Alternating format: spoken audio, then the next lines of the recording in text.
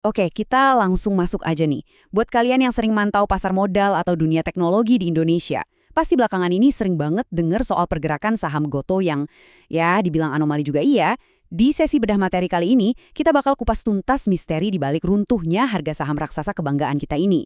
Ini bukan sekedar naik turun pasar biasa loh, tapi ada tabrakan gila antara kebijakan pemerintah, strategi bisnis, dan nasib jutaan orang di baliknya.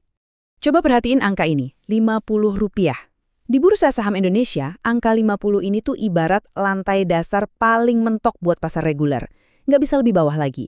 Dan tebak, disitulah saham Goto sekarang lagi nyangkut.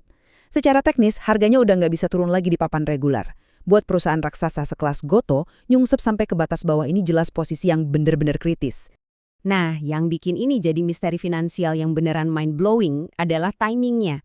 Saham ini hancur justru tepat setelah Goto ngerayain momen bersejarah mereka. Bayangin, setelah 15 tahun berdarah-darah nahan rugi, mereka akhirnya berhasil cetak laba bersih Rp258 miliar di kuartal pertama. Sukses besar kan? Tapi pasar malah ngerespon dengan ngebanting harga sahamnya ke lantai dasar. Masuk akal nggak sih? Kenapa paradoks kayak gini bisa terjadi? Usut punya usut, katalis utamanya ternyata datang dari pengumuman mendadak pemerintah. Aturan baru ini mewajibkan semua aplikasi transportasi online buat membatasi potongan komisi mereka. Maksimal banget cuma boleh 8%. Artinya, sisa 92% dari tarif langsung masuk ke kantong para pengemudi. Di atas kertas, wah ini sih kemenangan besar buat para core driver di jalanan ya. Tapi buat struktur pendapatan Goto, wah ini ibarat gempa tektonik. Kalau dipikir-pikir, kebijakan ini tuh contoh nyata dari filosofi utilitarianisme. Ya, mencari kebaikan terbesar buat orang sebanyak-banyaknya. Jelas, aturan ini ngamanin hajat hidup sekitar 5 juta driver.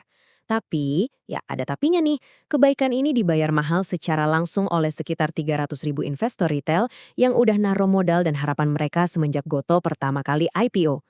Ini benar-benar talik ulur yang klasik banget antara kesejahteraan sosial jutaan orang ngelawan kepercayaan investor. Biar kita bisa paham seberapa fatal dampak aturan tadi buat nyawa perusahaan, kita harus ngomongin satu metrik penting, take rate. Simpelnya gini, take rate itu persentase potongan dari setiap transaksi yang masuk ke kantong platform.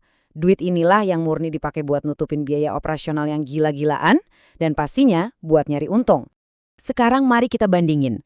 Layanan on-demand Goto yang di dalamnya ada armada transportasi online mereka, itu sebelumnya jalan dengan asumsi take rate di kisaran 20%. Tapi gara-gara aturan baru tadi, angka krusial ini dipaksa terjun bebas jadi cuma 8%. Dipangkas lebih dari separuh loh.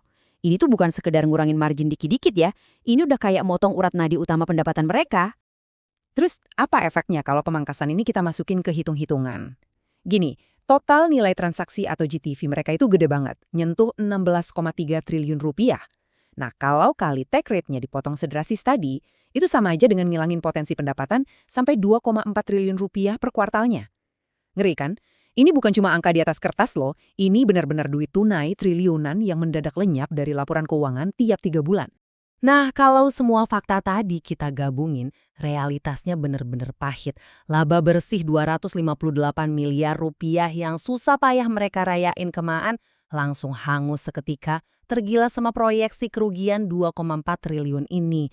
Cuma gara-gara satu kebijakan, perusahaan ini secara matematis langsung dilempar balik ke jurang kerugian parah yang padahal udah belasan tahun berusaha keras mereka tinggalin. Jadi pertanyaannya sekarang, gimana dong caranya mereka bisa survive dari defisit triliunan rupiah ini? Normalnya sih solusi gampang ya naikin harga ke konsumen. Tapi jujur aja, dengan kondisi ekonomi sekarang, inflasi di mana-mana, harga kebutuhan pokok pada naik, naikin tarif ojol tuh jelas bukan pilihan yang masuk akal. Kalau gitu dari mana mereka dapat pelampung penyelamatnya? Oke, kita bedah 3 mesin pencetak uang utamanya Goto. Pertama, e-commerce lewat Tokopedia. Sayangnya sekarang kontrol mayoritasnya udah beralih ke tangannya TikTok. Kedua, layanan on-demand atau ride-hailing. Nah, ini yang tadi kita bahas, lagi lumpuh gara-gara batas komisi 8%. Terus sisa apa dong? Tinggal divisi fintech mereka, GoPay. Bisa dibilang GoPay ini jadi benteng pertahanan terakhir, sekaligus satu-satunya mesin penyelamat finansial mereka. Tapi untungnya, data dari GoPay ini beneran menjanjikan banget. Mereka punya 27,5 juta pengguna aktif bulanan. Bayangin, itu hampir 10% dari total penduduk Indonesia. 1 dari 10 orang pakai layanan mereka. Nggak cuma itu, Mereka juga sukses nyetak pertumbuhan pengguna sampai 33% di kuartal pertama kemarin, plus penyaluran pinjaman yang tumbuh subur 14% tiap tahunnya. Ini sih benar-benar mesin pertumbuhan yang super masif. Dan tahu nggak apa yang paling bikin lega? Tingkat risikonya. Meskipun divisi ini lumayan agresif ngasih pinjaman ke konsumen yang biasanya rawan banget macet, angka kredit macet buat cicilan yang telat di atas 90 hari itu luar biasa rendah. Cuma 0,8%. Gila kan? Ini nunjukin kalau mereka itu benar-benar disiplin dan algoritma pembiayaan mereka sangat bisa diandalkan. Tapi tunggu dulu, mari kita balik ke realita. Metrik GoPay tadi emang fantastis. Tapi buat nutupin lubang raksasa 2,4 triliun gara-gara sektor transportasi tadi, divisi fintech ini nggak bisa cuma tumbuh pelan-pelan secara organik. Mereka butuh lompatan gila. GoPay harus tumbuh 2-3 kali lipat dari ukurannya sekarang. Dengan laju yang ada, tugas raksasa ini bakal butuh waktu bertahun-tahun. Masalahnya, waktu itu justru kemewahan yang lagi nggak mereka punya. Kondisi finansial jangka pendek yang serba mepet inilah yang akhirnya bikin pasar mulai kasakusuk. Ada rumor super kencang yang beredar kalau rival bebuyutan mereka, Grab, siap turun gunung buat ngakuisisi Goto. Dan asal tahu aja, ini bukan cuma gosip level warung kopi loh. Banyak pihak di industri yang ngerasa kalau pembicaraan ini tuh udah bener-bener masuk ke tahap hitung-hitungan angka. Tapi begitu kita intip fakta di neraca keuangan mereka, ada satu kendala super gede.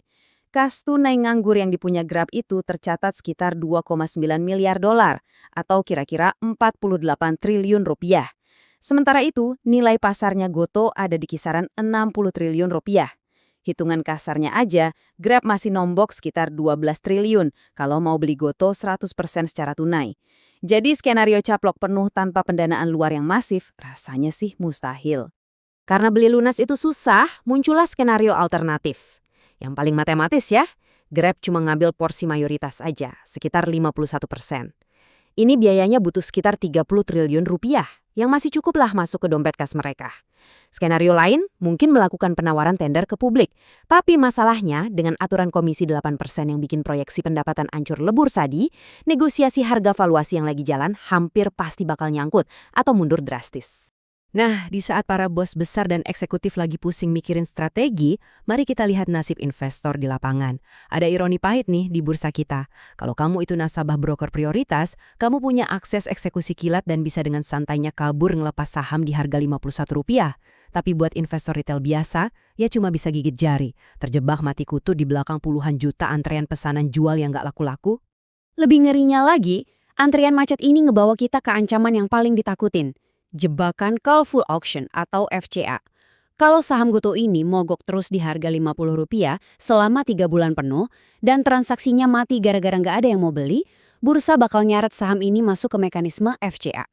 Kalau sampai kejadian, lantai pelindung Rp50 tadi lenyap dan harganya bisa terjun bebas tanpa dasar sama sekali. Kondisi ini benar-benar bikin kita mikir keras. Kita lagi ngeliat skenario kalah-kalah yang nyata di depan mata. Kalau kebijakan komisi yang niat awalnya ngebantu para driver ini malah berujung bikin arus kas perusahaan kering, ngancurin tabungan ratusan ribu masyarakat retail, dan skenario terburuknya bikin platform ini bangkrut sampai 5 juta driver malah kehilangan lahan kerjanya sama sekali. Apakah mandat ini beneran kemenangan keadilan sosial atau malah memicu bencana sistemik buat ekonomi digital kita? Gimana menurut kalian? Oke, sekian dulu sesi bedah materi kali ini. Jangan lelah buat terus kritis ngebedah angka di balik setiap berita ya.